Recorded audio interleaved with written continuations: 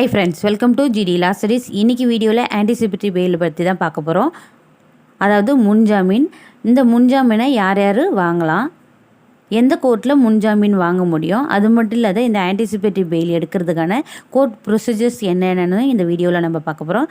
வீடியோக்குள்ளே போகிறதுக்கு முன்னாடி இந்த சேனலை ஃபஸ்ட் டைம் பார்க்குறீங்கன்னா வீடியோ லைக் பண்ணுங்கள், ஷேர் பண்ணுங்கள், சப்ஸ்கிரைப் பண்ணுங்கள். வாங்க வீடியோக்குள்ளே போகலாம்.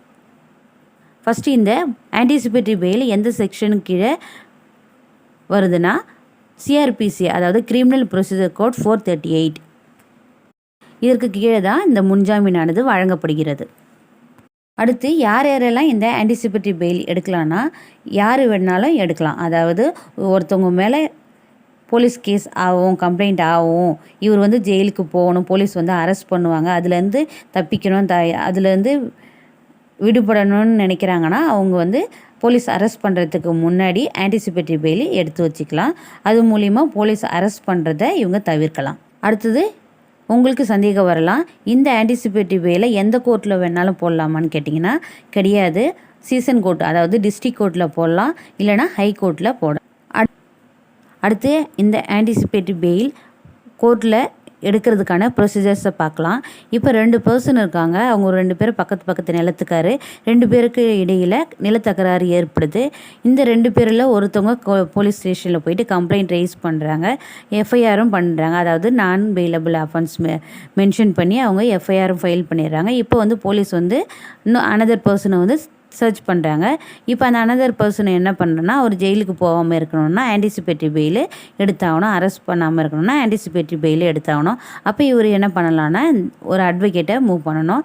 அந்த அட்வொகேட் கிட்ட இந்த கேஸ் ஸ்டடி எல்லாத்தையுமே சொல்லி அவர் என்ன பண்ணுவாருன்னா, இந்த CRPC செக்ஷன் 438 கீழே ஒரு பெட்டிஷனை கோர்ட்டில் ஃபைல் பண்ணுவார்.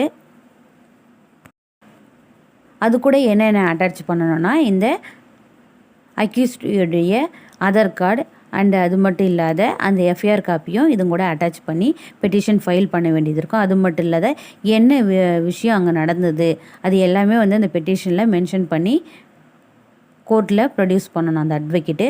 அப்படி ப்ரொடியூஸ் பண்ணும்போது இதற்கிடையில் இந்த பெட்டிஷனரை போலீஸ் அரெஸ்ட் பண்ணலாமான்னு கேட்டிங்கன்னா கண்டிப்பாக அரெஸ்ட் பண்ணலாம். ஏன்னா அவங்கக்கிட்ட வாரண்ட் இருக்குது, ஆனால் இன்னொன்று ஏபி பாஸ் ஆகலை, அதுக்கான ஆர்டர் காப்பி இவங்கக்கிட்ட இல்லைன்ற பட்சத்தில் போலீஸ் இந்த பெட்டிஷனர் அரெஸ்ட் பண்ணலாம். இப்போ இந்த முன்ஜாமீன் வழங்குறதுக்கு முன்னாடி கோர்ட்டில் என்னென்ன ப்ராசஸ் நடக்குன்னா, பப்ளிக் ப்ராசிக்யூட்டர்கிட்ட இந்த மெஜிஸ்ட்ரேட்டர் சொல்லியிருப்பார், இவங்கள பற்றின விஷயங்களை கேதர் பண்ணுங்கள் அப்படி சொல்லிவிட்டு அவங்கக்கிட்ட சொல்லிடுவார். இப்போ அந்த பப்ளிக் ப்ராசிக்யூட்டர் என்ன பண்ணுவாருன்னா, அந்த பெட்டிஷனருடைய லோக்கல் ஏரியா போலீஸ் ஸ்டேஷன் எங்கே இருக்கோ அங்கே ஒரு நோட்டீஸ் அனுப்புவாங்க.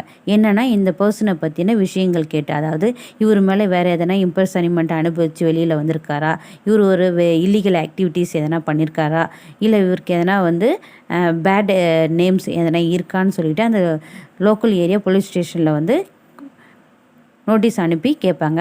அதற்கான ரெஸ்பான்ஸை அந்த போலீஸ் ஸ்டேஷன்லேருந்து கண்டிப்பாக கொடுக்கணும். அவங்க குட்டுன்னு கொடுத்தாங்கன்னா ஓகே, அவங்க பேடுன்னு கொடுத்தாங்கன்னா அதுக்கேற்ற மாதிரி இந்த ஆன்டிசிபேட்டரி பெயிலில் கேன்சல் ஆகிறதும் இருக்குது. இந்த போலீஸ் ஸ்டேஷன்லேருந்து கேதர் பண்ண விஷயங்கள் எல்லாத்தையுமே இந்த பப்ளிக் ப்ராசிக்யூட்டர் என்ன பண்ணுவாருன்னா கோர்ட் மெஜிஸ்ட்ரேட்டுக்கிட்ட சப்மிட் பண்ணுவார். இந்த மெஜிஸ்ட்ரேட் என்ன பண்ணுவார், அந்த விஷயங்கள் எல்லாத்தையுமே ஆராய்ஞ்சு அதுக்கு அவங்களை விடுவிக்கிறதுக்கான சரியான காரணங்களையும் அந்த பெட்டிஷனில் மென்ஷன் பண்ணியிருக்கணும். எந்த காரணத்துக்காக அவங்க ஒரு இன்னசென்ட்டாக இல்லை ஃபால்ஸாக எஃப்ஐஆர் போட்டிருக்காங்களா, இது எல்லாமே அந்த பெட்டிஷனில் மென்ஷன் பண்ணி இருக்கணும். இது எல்லாத்தையுமே பார்த்து கன்சிடர் பண்ணி தான் மெஜிஸ்ட்ரேட்டர் இவங்களுக்கு ஆன்டிசிபேட்டரி பெயில் கொடுப்பாரு. சரி, இவங்களுக்கு எல்லாமே கரெக்டாக பார்த்துட்டு இவங்க பேரில் எந்த ஒரு இல்லீகல் ஆக்டிவிட்டீஸ் முன்னாடி இல்லை, எந்த ஒரு இம்பர்சனிமெண்ட்டும் இவங்க அனுபவிச்சது இல்லைன்ற இந்த விசாரணை நடந்துகிட்டு இருக்க பற்றி இப்போ மெஜிஸ்ட்ரேட்டர் ஃபஸ்ட்டு அட்வொகேட் தான் இதை மூவ் பண்ணிகிட்ருக்காரு. இந்த பெட்டிஷனர் வரல, இந்த பெட்டிஷனர் தான் ஆகணுன்ற கட்டளை எதனா மெஜிஸ்ட்ரேட்டர் இட்டார்னா கண்டிப்பாக பெட்டிஷனர் அந்த கோர்ட்டில் போயிட்டு அந்த டைமுக்கு ஆஜராகணும். அது மட்டும் இல்லாத இப்போ மெஜிஸ்ட்ரேட்டர் பெயிலை கிராண்ட் பண்ணுறாரு, ஆனால் சில கண்டிஷனோட பெயிலை கிராண்ட் பண்ணுவாங்க. அதாவது இந்த கேஸ் முடிகிற வரைக்கும் அந்த பெட்டிஷனர் எங்கேயும் வெளிநாட்டுக்கு எங்கேயும் போகக்கூடாது. அது மட்டும் இல்லாத அந்த ஆப்போசிட் பார்ட்டியை போட்டு எந்த ஒரு த்ரெட்டனிங் பண்ணக்கூடாது, எந்த ஒரு கிரிமினல் ஆக்டிவிட்டீஸ்லேயும் ஈடுபடக்கூடாது.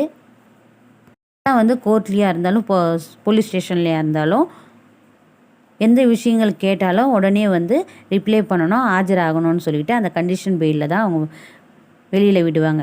அந்த கண்டிஷனில் அவங்க மீறும் பட்சத்தில் அந்த ஆன்டிசிபேட்டரி பெயில் வந்து கேன்சல் செய்யப்படும். அடுத்து இந்த ஆன்டிசிபேட்டரி பெயிலை வந்து மெஜிஸ்ட்ரேட் வந்து கிராண்ட் பண்ணிட்டாரு. இப்போ இந்த பெட்டிஷனர் என்ன பண்ணணும்னா அவருடைய 2 ஷூரிட்டி வந்து அவங்களுக்காக கோர்ட்டில் வந்து கொடுக்கணும். அது மட்டும் இல்லாத பாண்ட் பேப்பரும் வந்து அவங்களுக்காக சப்மிட் பண்ணணும் கோர்ட்டில். இப்போ உங்களுக்கு ஆன்டிசிபேட்டரி பெயில்னால் என்னென்னு புரிஞ்சிருக்கும். இதில் எதனா டவுட்ஸ் இருந்தால் கமெண்ட் பாக்ஸில் கமெண்ட் பண்ணுங்கள்.